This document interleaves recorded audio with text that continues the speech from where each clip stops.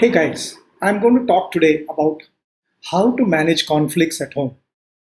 But before we go into the details of the topic, I would like to make a point that conflict and anger is a natural part of any family.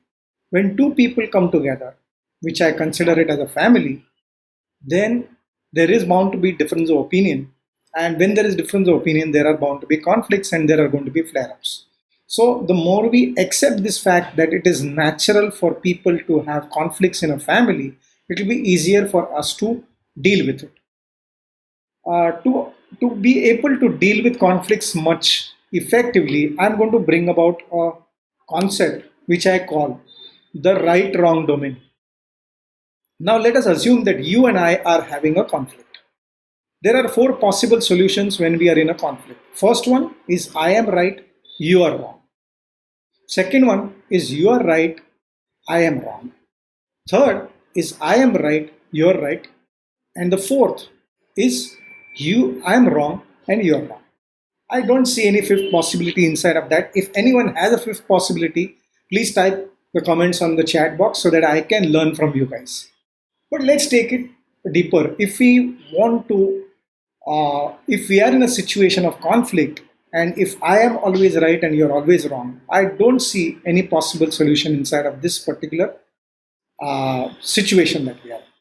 And you are right, I am wrong is the reverse of I am right, you're wrong. So both these places, there is no solution. Typically, in the third one, which is I am right, you're right, many times people say that there is a solution. But let's take a little deeper look at this particular quadrant. When I am right and you're right, in fact, it is the worst situation to be in because uh, conflicts at in the other quadrants are in it is at a surface level. Here, the conflict has gone to a deeper level, and they are typically at a value level. And that's why it becomes extremely difficult to come out of conflict here. And according to me, divorce is an outcome of this situation. That husband says I am right, wife says I am right, and at some point of time there is a crack, there is a break.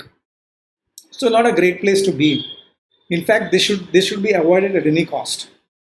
Okay, divorce is a compromise. I'm sorry, divorce is a social compromise. It's not really a solution. If you ask people immediately after the divorce, they are at the emotionally high, very low, in spite of the fact that, uh, in spite of the fact that they cannot live with each other. So it's a compromise, socially accepted compromise. It's not a solution. And I am right, I am wrong, you're wrong is a situation where both the parties know that they are wrong, but they don't want to accept it. So there is a break in the relationship there, but it is a softer version of the I am right, you're right situation, where we are unwilling to admit, both the parties are unwilling to admit. So at those points of time, I don't see any solution coming out of it because there is no conversation that is going to happen in the fourth quarter. So if you really want to understand how to deal with conflicts, if you want to deal conflicts with effectively, then first thing to do is to step out of this domain of right and wrong. This right and wrong domain has been put into us, and that's how the society has been training us for eons of years. So it's not very easy, but it's a situation to operate from, and we can step out of this domain when we accept that some person is there is right and wrong at always in any given situation. There is always something which is right, and there is always something which is wrong in the same situation. You take any situation, right and wrong are lovebirds according to me, and uh, they go together. Wherever there is something good, wherever there is something right, there has to be something which is wrong, and wherever there is wrong, there is something which is right. So it is whether if we embrace this right and wrong together, then we can step out of this domain and handle conflict very effectively. So, if we understand this concept, let's go to some of the myths that are there in conflicts. So, there are a lot of myths of conflict. It is said that all conflicts are bad. I don't think so. All conflicts are bad. All the conflicts are bad which are not dealt with properly. If you don't deal with a conflict properly, then it can put you into kind of some trauma, disarray, and a very bad situation in life. But if we did not have any conflict in life, we would not grow. So conflict definitely has some amount of energy, and we must know how to channel this energy in the right way. That's what conflict handling is all about. So one question which you have is, who do you have conflicts with? Do you have conflicts with every Tom, Dick, and Harry? No, you have conflicts whom you are related to. There are lots of people walking on the road. Do you have go and have conflicts with them? No, you don't have conflicts. So the first important part to understand that we will have conflicts with whom we are related. And closer the relation, stronger the expectation and greater the chances of having conflicts.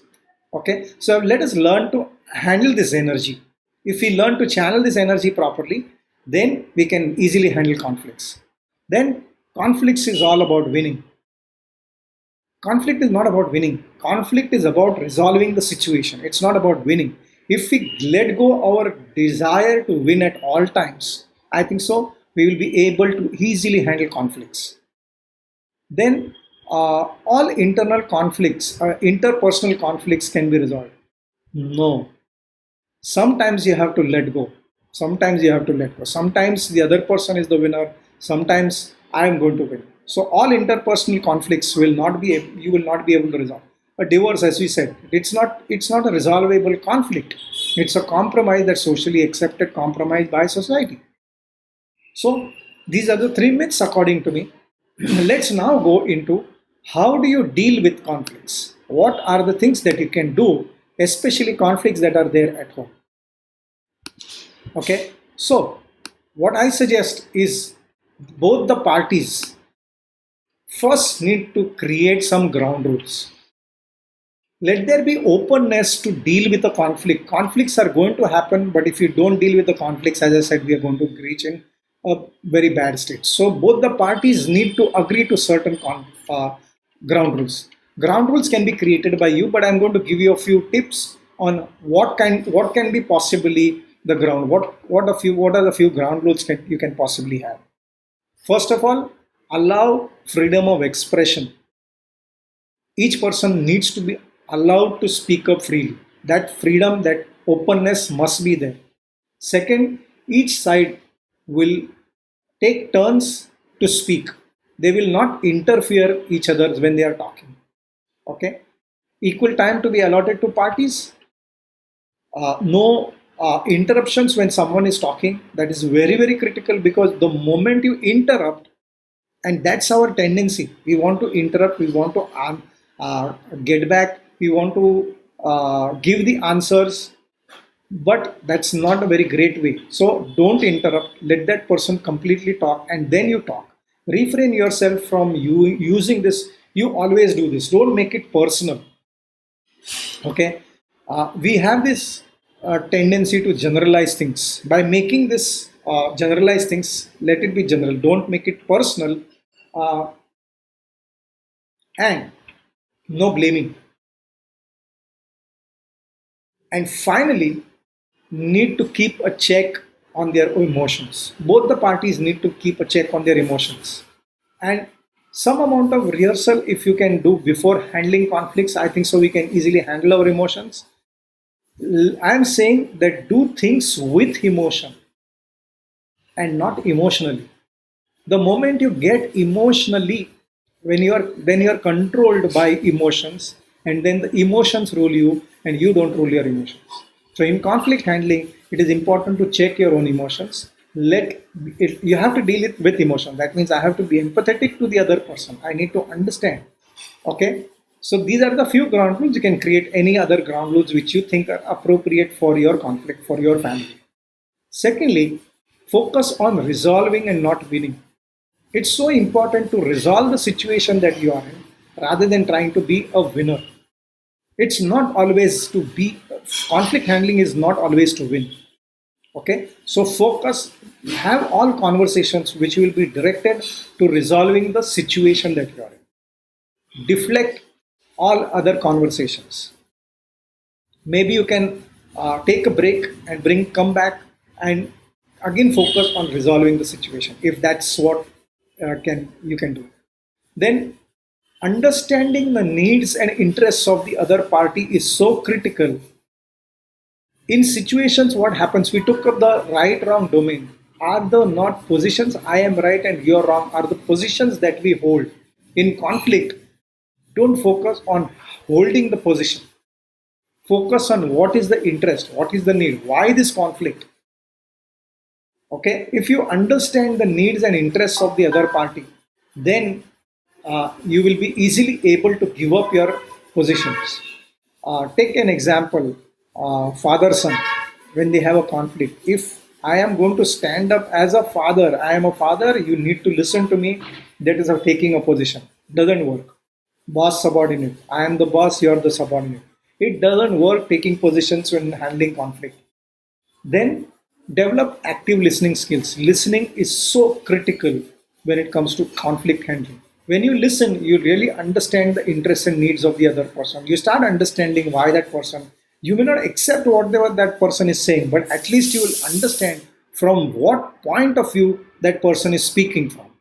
And listening will also help you keep checking your emotions because you are going to listen to yourself when you're handling conflicts. Remember, it takes two to tango. Okay, so it is important to understand that the most easiest thing for any human being to do is to blame the other person. Unfortunately, when you're blaming, uh, finger points towards the other person whom you're blaming. When this finger doesn't work, the next finger we think focuses on the thumb that is pointing upwards. God, why me? But we fail to see that three fingers are pointing to me. So it is important to look into your own behavior, your own tendency, or your own actions, if we may say, to see what is it that you can change over there. Because it takes two to tango. And important is not to be defensive. Defensive is again taking a kind of position. No, no, no, I am not. This is not something me. That's taking a defensive position. Okay, sorry, I'm sorry. Look at what are the changes that you can do in your own thing and take that first step. It is so critical for you to take that first step. Okay, there is one more thing which I forgot. Is there is a tendency that we human beings have to answer instead of listening. You know, when somebody is talking, you have something that you want to say. You want to make your point very strongly. Don't do that. Listen completely. Give them that empathetic listening that is required in conflict handling. See the magic of listening in and avoid the tendency to answer, to react, to give them back. Okay, that's our natural tendency. So if we understand this part, that what is true to tango, and look at our own behavior, I think so we will be able to handle conflicts very well. And finally, learn the art of forgiving. You must be able to be so large hearted, because only a large hearted person can forgive. A mean, petty minded person is no position to forgive. Many people think that forgiveness is strength. I'm sorry, forgiveness is weakness. Absolutely no, no, it's not a weakness. Only a strong person, a person who is in control, a person who is balanced, a person who is centered will be able to forgive. A petty minded person cannot forgive. And secondly, when you forgive, it is not because they deserve the forgiveness, it's because you deserve the power of forgiveness. Remember this. That is one of the great learnings that I had, that I deserve the power and the benefits of forgiveness. You know what? Have you ever forgiven people honestly from the bottom of your heart? You will notice that your weight goes down. Now, it may not literally show on the scale, but telling you, I'm sure you have experienced that. Why? Because we carry so much of emotional garbage. The moment you forgive other people, that weight is completely, it dissolves completely. And it is said that one negative thought weighs three times than a positive thought. Imagine how free and how light and how wonderful you will feel if you truly know the art of forgiveness. So, friends, have these ground rules, focus on resolving, focus on interest of the other person, and don't hold positions. Develop active listening skills. Remember, it takes two to tango. And finally, learn the art of forgiving. If you do that, I bet you will be able to handle conflicts effectively. Friend, my name is Rajendra Muthe, and I am a millennial rebranding strategist. If you like this video, don't forget to subscribe onto my YouTube channel because I'm going to post regularly videos on topics like this, which you can use in your life. Practically use it. Take these steps and actually, when you are in a conflict, apply it and see the magic and see the power that you have. Thank you very much.